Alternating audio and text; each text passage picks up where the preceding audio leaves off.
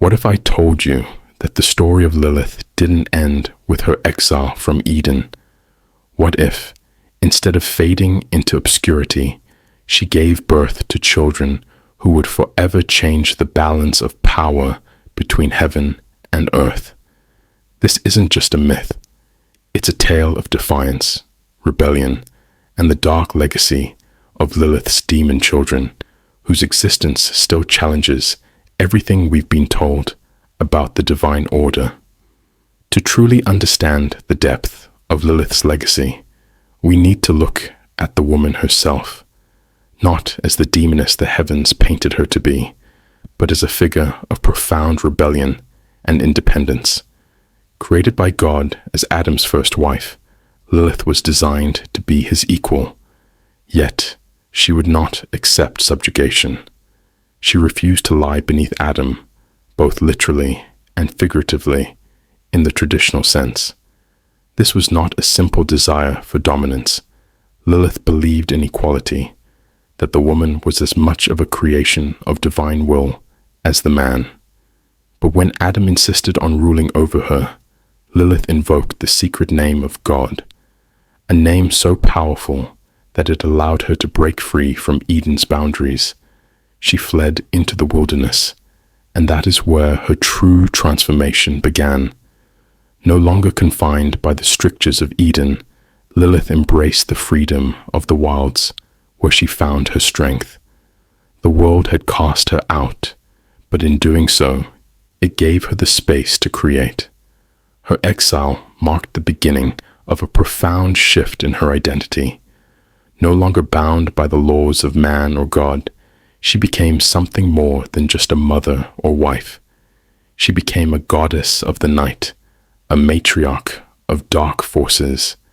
It was in the forgotten places of the world, dark caves, shadowed mountains, and deep forests, that Lilith began to forge alliances with other outcasts, spirits, and demons.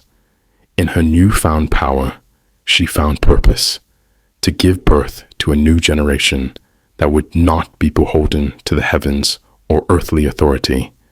These would not be children of Adam, bound by the laws of the divine. They would be free and powerful. They would carry her legacy, her defiance, and her rejection of the oppressive forces that sought to control them. Lilith's children were not born through typical human means.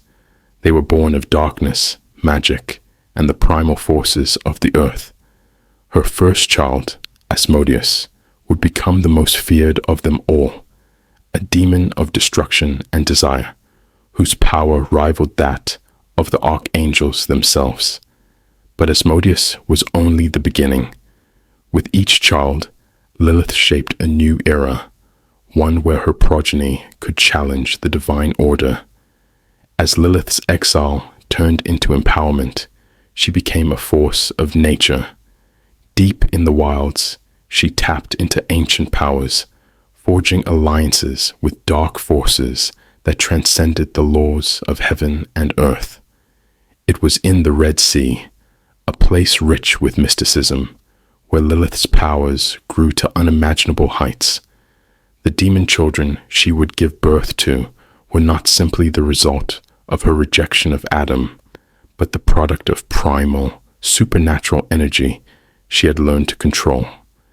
As she embraced her new role as the mother of demons, Lilith's powers were no longer just about freedom from Adam, but about creating beings that would embody her defiance, creatures that would have the strength to stand against the celestial hierarchy itself. The arrival of these children was written in the stars. The forces of nature, of rebellion, and of untamed power were about to enter the world.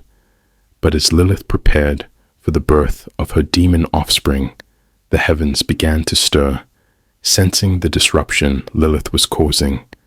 The archangels and divine beings knew that if these children were allowed to thrive, the celestial order would be threatened forever. The moment Lilith's first child, Asmodius, emerged from the shadows, it was as if the very earth trembled in response. born of darkness and primal magic. He wasn't just a demon.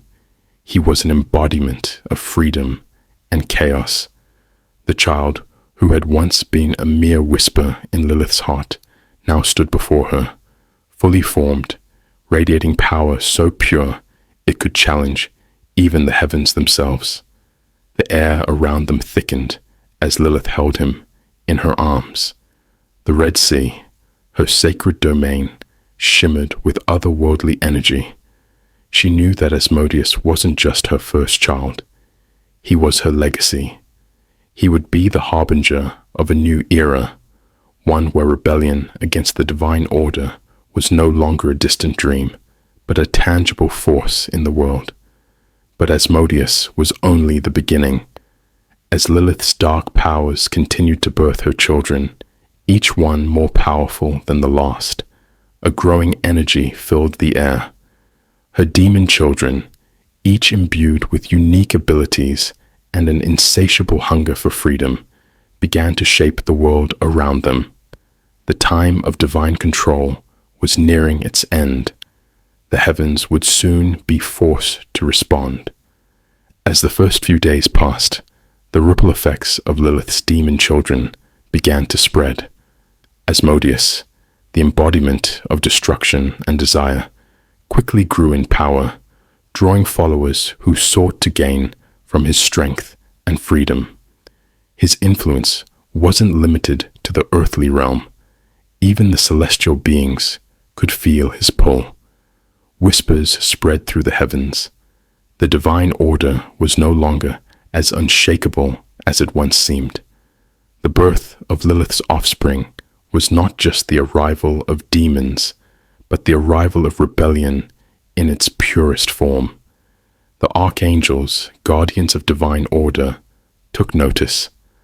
Archangel Michael, the leader of the celestial army, knew that Lilith's children could no longer be ignored. They were too powerful, and their very existence challenged the established order that he and his fellow angels had sworn to uphold. What began as a mere rumbling in the far reaches of the earth was now a storm threatening the very foundation of creation. The heavens had to act. Celestial beings, who had always maintained their superiority over the earth and its inhabitants, now found themselves uneasy. These demon children were not like any other beings they had encountered. They were born of free will, untethered from the laws that had governed both man and angel. The archangels had to make a choice: eradicate Lilith's children or risk losing their control over both the mortal and divine worlds. The heavens could no longer ignore the growing threat. The archangels convened in a divine council, their wings shimmering with divine light as they debated their next steps.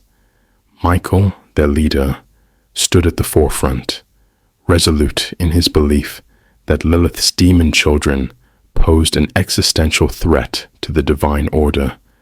A plan was made. They would descend upon the earth to confront Lilith and her offspring, a battle that would have consequences far beyond what anyone could anticipate. As the celestial forces descended, they found a world on the brink of transformation.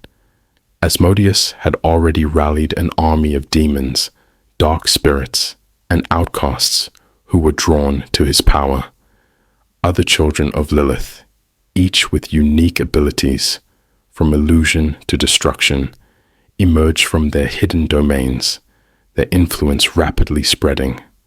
The earth itself seemed to tremble at the birth of these beings.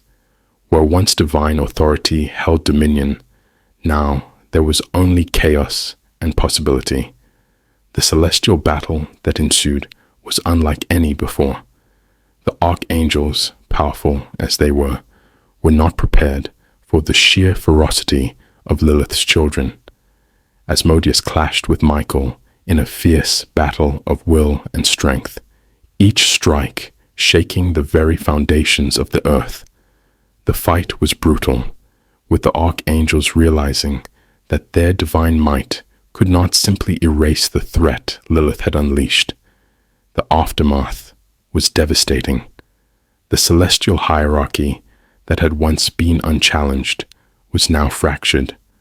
Lilith's demon children had proven that there were forces of freedom and rebellion that could not be controlled, even by the heavens themselves. The birth of Lilith's offspring marked the beginning of a new era, one where divine order would have to reckon with the power of autonomy and chaos. In the days that followed, Lilith's children spread across the earth, sowing seeds of revolution and rebellion. Asmodius, Lilith's greatest creation, became a symbol of both desire and destruction, influencing cultures and beliefs for generations to come. The heavens, now aware of the force Lilith had set into motion, knew that the struggle for balance was just beginning.